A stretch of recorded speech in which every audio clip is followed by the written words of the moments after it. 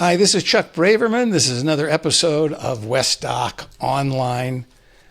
I've been offline for a few weeks with COVID, actually. I took my time. I waited till the very end to get COVID after everybody else had had it. And now I'm at the tail end of COVID. Hopefully it's done.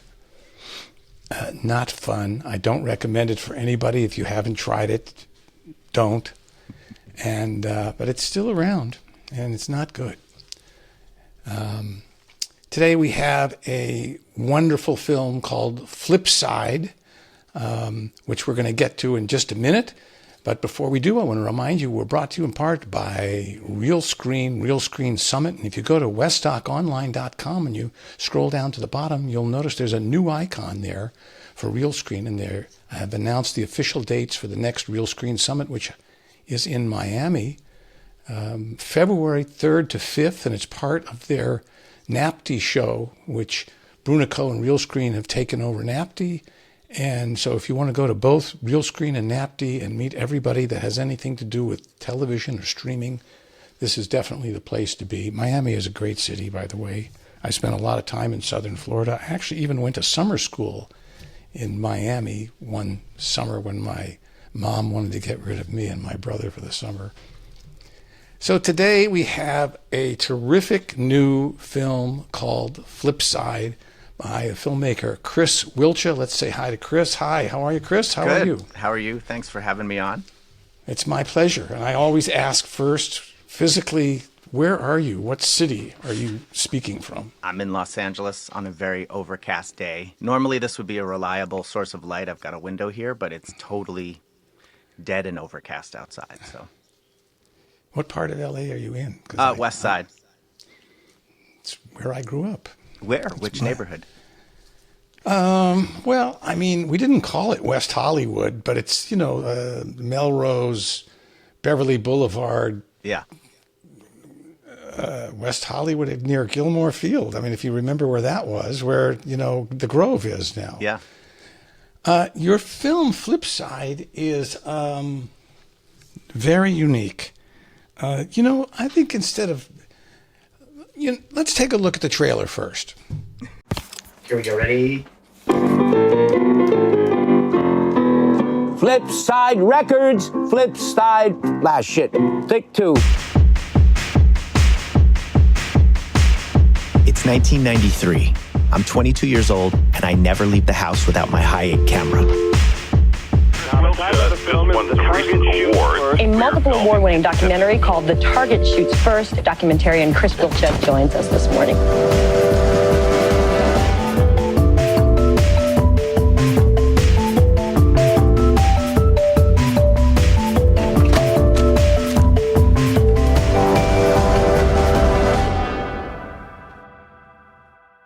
A pad. It's inside your body. That's your ear. Don't trust a goddamn thing that you think about your identity as a writer. I just say on the radio, we never do this. A lot of smoke up there.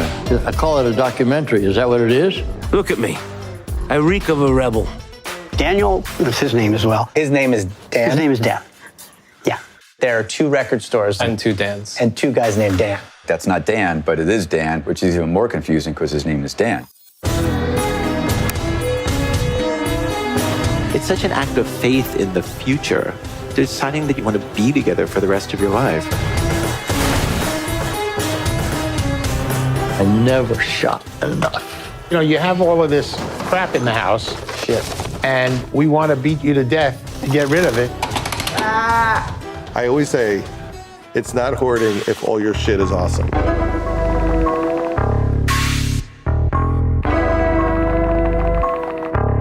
Time marches on and not everything can last forever. So you think I should let go of my deluded idea? Oh, honey, you need to let go. And where do they show this? On YouTube? You want to give us a little background on how did you get started on making this film? I mean, obviously you got started years ago, but what made you decide, I'm going to make a film now about this record store? Well, I have to say, the trailer, this film is hard to summarize. And I think the trailer was also very hard to assemble because, how do you sort of explain all this crazy collage of material? But I was, as a documentary filmmaker, constantly making a run at different projects, right? So you're starting things, you have an instinct to go film something, and I would do that all the time. I still do that. And some of those things would lead to fruitful places, but many of them would not. And as the years have passed, I have accumulated, what I would call a library of abandoned projects and hard drives filled with, false starts and things that either didn't get funding or were abandoned at some point, or I didn't have the creative will to follow through on. So anyway, I was, mid-pandemic sifting through all this stuff and I think purging and trying to organize my life in a way that, you never have that opportunity to stop for a second and look through all the old stuff and old photos. And I was feeling like a couple things. I was turning 50 and I also was looking at this stuff thinking, if I don't do something with this material now, it's never going to happen. These things are all going to languish and die. The hard drives are going to malfunction. The footage is going to be lost forever. And so a group of friends that I work with a lot, a couple of producers, an editor, a composer, just a very tiny, tiny group of people got together in a leap of faith, total labor of love style. We didn't have any money, and we started to assemble this film. So that's kind of a little bit of the practical backstory. Happy to answer anything within that, but I don't want to go on too long. No, it's funny because when I'm trying to remember how I first became aware of this, I guess I got a press release from, and I thought, well, that sounds weird. I mean, what is that? And I went immediately to the trailer. I knew in 30 seconds that I wanted to interview you, and I wanted to talk about this film, and I wanted to see the film. And I couldn't get a copy of the film immediately. So I went and watched the Target shoots first. Wow. Thank you. You're doing your research. I appreciate it. I did my research. I watched the entire film, and I was blown away by that. I had never seen the film. I didn't know about it. I grew up in that area. I was very much involved in the music business myself, not from like Columbia House where you work kind of music business, but I was making music videos. And I knew a lot of these artists. I filmed a lot of these artists when you were at Columbia House. And if you haven't seen it, it's around, it's available. The Target shoots first. Do you want to give a short description about Yeah, well, that one, that's the first thing I ever made. I got a job right out of college working at the Columbia House CD and Tape Club, which many people have forgotten was a mail order CD and tape club. It was not a glamorous part of the music business. It wasn't like working, at Atlantic Records or, Sony. It was a mail order CD and tape club, and it had a whole pricing scheme where you would get a lot of CDs for free up front, but then everything 8 cents. Yeah, exactly. But then everything on the back end, would be a little bit of a higher price. So I was working there, and at the time I was completely obsessed with documentaries, going to any documentary film or retrospective or, museum screening of anything I could get my hands on. And I was just convinced that this was the great new form. This was the new American novel was going to be documentary. And I thought, I have this corporate job. I want an excuse to sort of investigate and talk to people. So I started bringing my Hi8 camera to work every day, and I gathered all this footage. It's May 1993. I'm 22 years old, and I've just graduated from college. I need a job. I applied for an opening at Columbia House, the oldest and largest mail-order CD and tape club in America. The main topic of the interview is the alternative rock band Nirvana. To my total surprise, I was not only taken seriously, I was offered the job. I don't have files, I have piles. Then I realized that the corporate workplace reminds me a lot of high school. And at first I thought it was going to be kind of Frederick Wiseman style, I'd be observing the institution. But then, lo and behold, what happened is this coincided with the grunge gold rush. And I was the demographic, right, of alternative music being subsumed by mainstream, major record labels and the mainstream. And Columbia House kind of needed / wanted some authentic editorial effort to, get those listeners, that demographic. And I was that demographic. So I started working on a magazine that was targeted to people who were interested in this music. I hired a bunch of my friends, and it ends up being the story of kind of, a corporate coming of age story. It's a little bit like The Office before The Office. It's a lot of absurd office politics and funny characters who populate this place. But I was just, taken with documentary filmmaking, and I thought, I want to try to make one. So this was my first attempt. How did they let you shoot in that corporate environment? Didn't somebody say to you, what the heck is that? Yeah. What are you doing with that? Get that out of here. Yeah. I think it became part of my persona that I was the guy who had the video camera. And people eventually started to be amused by it. And it was like, hey, you got your video camera? You bringing your video camera to the Christmas party? Like, it started to be. And then people actually would start to call me and say, there's a retirement party for Frank downstairs. Will you come and, document? So I became kind of the in-house documentarian, right? And by the way, it's not like there was nuclear secrets being traded at Columbia House. I mean, the content of the meetings, what was happening was not exactly corporate espionage or anything. So I think there was a little bit of like, he's harmless, ignore him. And this was also an era where having a camera was a novelty, right? There was this is pre, social media and all that kind of stuff. So I think there was just some kind of bemused tolerance of me. And then it took me a couple years after I left to make the thing. So nobody thought I was going to make it. They thought this was just a crazy person. So when you did make it, did you have to go back to everybody and ask for a release? Yes. There was a painful process of, and one, I remember one significant detail is that HBO is who bought it. So they were going to broadcast it. That's why Sheila's name is in the credits, right? Yes. So HBO got interested after it did the festival circuit, and that was a fellow Time Warner company because, of course, all these companies are owned by each other. And so there was some high-level lawyer talking back and forth to other lawyers. And I think ultimately it's hardly an expose of the company. It's much more of like a diaristic description of a young person navigating corporate culture. And so for whatever reason, whatever goodwill, whatever negotiation skills, they let me get away with broadcasting the film. It's actually kind of shocking. Yeah. In hindsight, I think. And do you own the film, or does HBO own the film? No, I own it now. That was just like a license thing, and I'm trying to figure out a way to get it out again and have it be at least something you could get. It's just somebody put it up on YouTube. It's not me.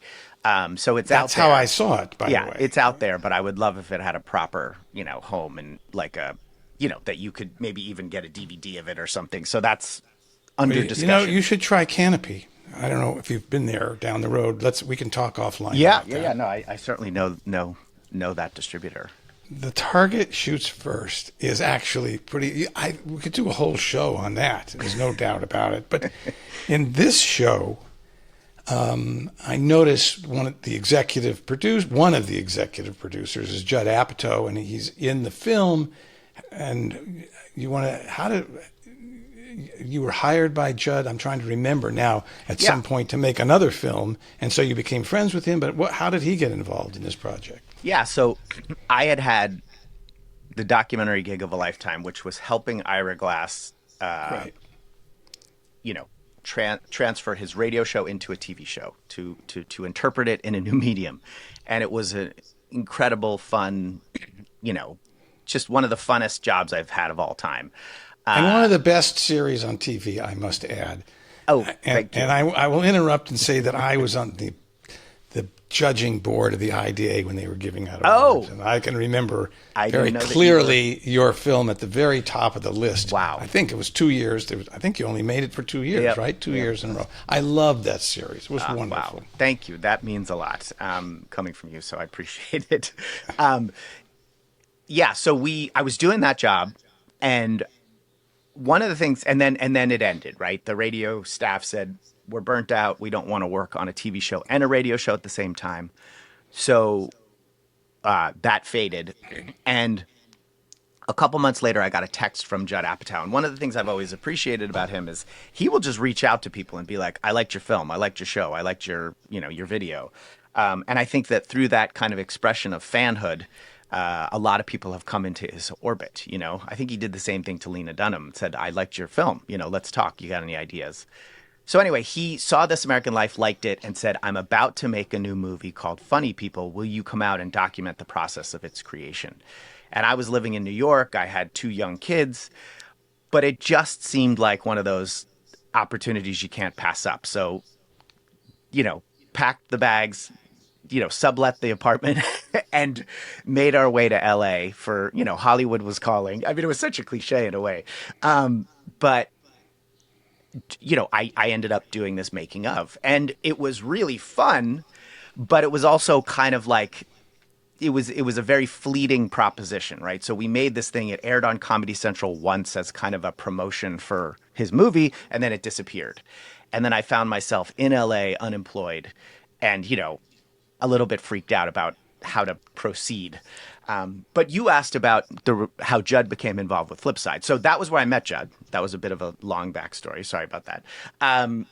So I would occasionally stay in touch with him, and he's a very generous person, and he would often say, I helped out on his Gary Shandling documentary, and we kind of come across each other periodically. So once we started making FLIPSIDE, this group of collaborators, I always wanted to share it with Judd, and I thought he would really like it. And I knew he was a New York tri-state area guy, right? He grew up in Long Island. So Uncle Floyd, I knew he knew Uncle Floyd, and I was excited to show him that I had some footage of Uncle Floyd. So we showed him a cut at some point, and he said, how can I help you guys? And that became his support and his participation, interviewing him. That all kind of came after we pitched him on the idea. But he saw something in it, and I'm very grateful that he did. Well, I mean, if you had Uncle Floyd in your back pocket, you were already like almost home free, right? I mean, Uncle Floyd. The weird part about this film is you could have made a doc about Uncle Floyd. You could have made a doc about Judd Apatow. You could have made a doc about Herman Leonard. Yeah. And you definitely could have made a doc about David Milch, all of which are in this film.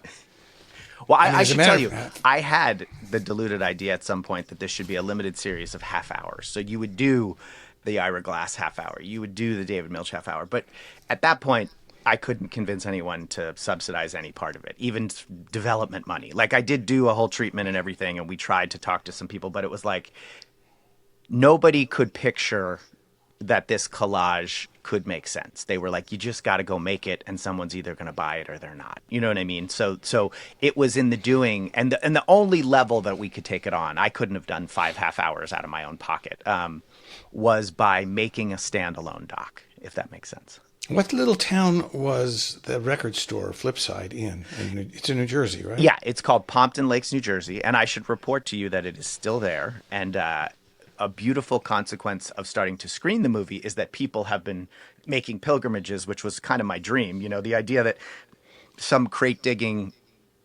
music obsessive would go out there and spend a little money and tell Dan that he saw the film. They saw the film. And then maybe even wander around the corner to Station One, the competing store. So now, as we tape this, your film, has it just opened in L.A. or New York? Yeah, it opened in New York 2 weeks ago, opened in L.A. last weekend. It was very fun, exciting. We had some, big Q&A screenings. We're trying to make an event out of them, and it's still screening. And now it's starting to roll out to other cities. So, for instance, it's in New Jersey right now. It's in Montclair. There's a whole theater list that's emerging that it's going to start to kind of slowly roll out to. Do you want to talk a little bit about the economics of the making of the film? I always actually ask the filmmakers what the budget is, and because I think a large percentage of the people that watch this series are filmmakers, I like to ask about the economics, and because we're in a weird period of time for documentaries right now. Yeah. Right? It's the best of times and the worst of times. And so pick your choice. Pick one or the other. Yeah. Yeah, I mean, I'll come at that a couple of different ways. We had a wonderful festival screening at Toronto. We got some really lovely publicity. We, captured the sales agents. Then all of a sudden, a lot of people wanted to check it out from the streamers, but they all passed. They basically were like, we are interested right now in, true crime, sports, celebrity-driven stuff. This is kind of an eccentric personal essay film. I kind of thought someone would buy it just because it would be so cheap, right? It wouldn't cost them any, it would be like they could pay for a song for it. But unfortunately, and I think that their thought is we could license this later. Like, we're not going to buy it as an original. That's the way that they pay retail, is when they want to call it an original and have it be exclusive, as opposed to later when it's either video on demand or they, do a sort of small licensing fee. So, that was, I don't know, I want to say a little humbling in the sense that we had all this great momentum, this interest, this attention, and then nobody wanted to buy it. And so we went a different path, which is the theatrical release, which is tricky, right? It's a little bit of an obsolete model. We're like begging people to come out and see the film. But I will say there has been unexpected benefits and consequences from doing this, right? Which is that I'm in person going to do this. I'm interacting with people who are seeing it. And I think that there's publicity that we've gotten that if we had just disappeared into the ocean of a streaming algorithm, we would have disappeared within a couple of days. Whereas, like, we got a New Yorker review the other day. I mean, that was incredible, unexpected, unprecedented. This thing's on 2 screens in the United States, and we got, a New Yorker review. So we've had some really good, some strokes of luck that have been really lovely. But then, okay, so you were asking about the nitty gritty. So we made the film where a group of us just were putting in our own money for whatever hard costs we had. But then there comes a point where you actually have to start paying real money for things like music clearances and, finishing things and DCPs. And so when we got in Toronto, that's when the money conversation got very real and we needed some help. What happened is there was a long editorial timeline and we had expenses that went along with that. There were assistants. There was, this is a film that's made of footage from over, 10 plus years, 20 years of an archive that had to all be reconciled. And, there was editorial challenges that were time consuming, so there were hard costs to doing this, What do you have to do to break even? Well, it's a great question. I mean, I don't think theatrical is going to make a dent in that. I think the hope is can you do some kind of licensing, right? So maybe get, a modest dent in it there. Foreign distribution, can you put a dent in it there?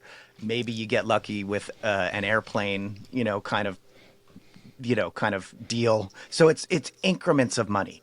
And at this point, thankfully, the investors are not sweating me about the money right now. I think everyone wanted to make the film. I think anyone who invested in it believed in it. I think everyone would have loved to have been made whole with a single check from a streamer, but we have a longer path to. I mean, it's so funny because when I see a film like this,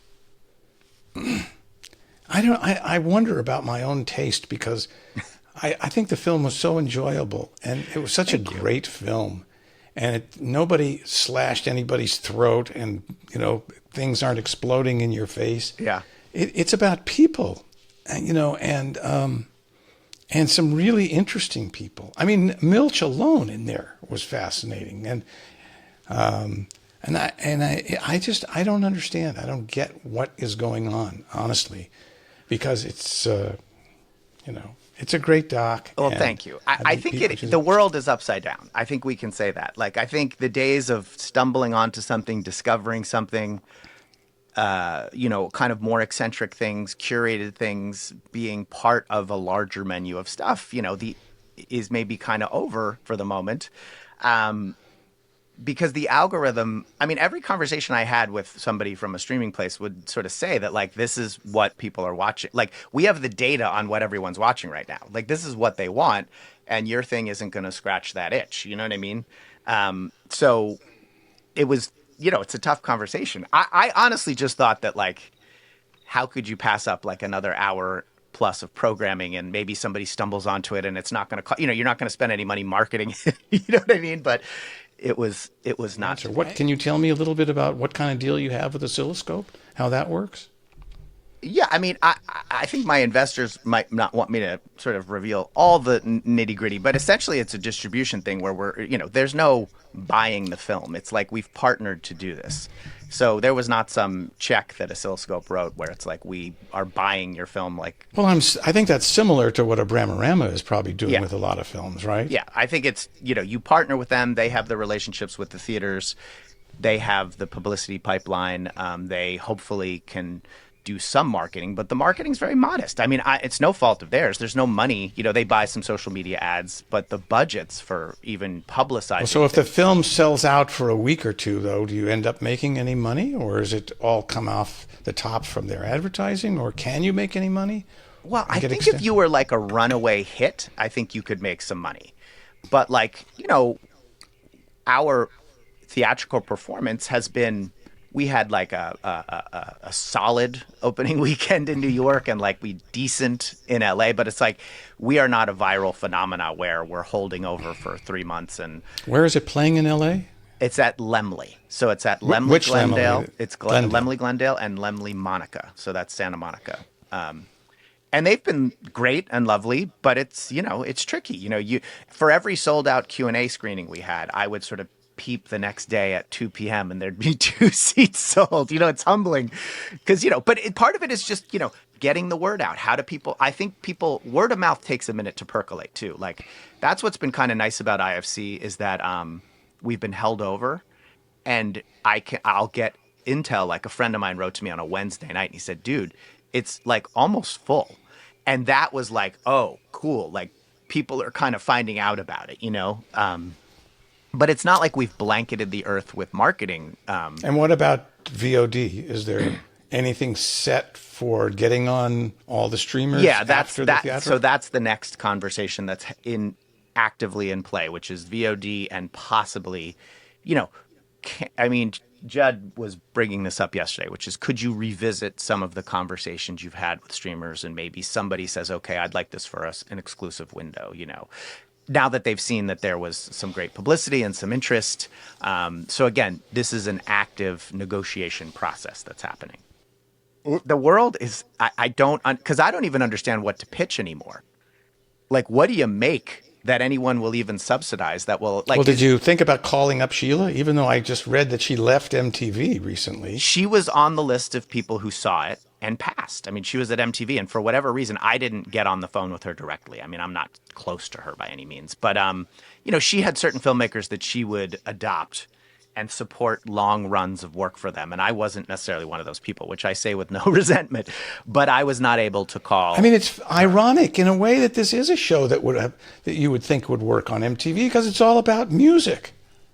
Yeah, although God, MTV is a shell of its former self. I don't even know what they show anymore. It's like ridiculousness. There's this one show that's on 12 hours a day. It's like a game show. It's everything is different than what it was. All the ways that I understood things, have disappeared. Are you still working as a commercial director? Yeah. That is currently the only dependable source of income is commercial directing work. Yes. Is this through your own company, or are you affiliated? No, with I'm somebody? represented by a company called Park Pictures, which is was founded by a woman named Jackie Kelman and Lance Accord, who's a phenomenal DP director. He shot all of Sofia Coppola's early films, Spike Jonze's early films. His work and the culture of the companies of all the commercial production companies. I mean, it's a great place to be, and the integrity. And how is your experience with? Maybe this is a really unfair question. Don't say I don't want to answer it. But how is your experience shooting commercials? Because it's kind of like a grown-up version of being back in the corporate world, isn't it? Yeah, I mean, just from a filmmaking perspective, shooting commercials has incredible.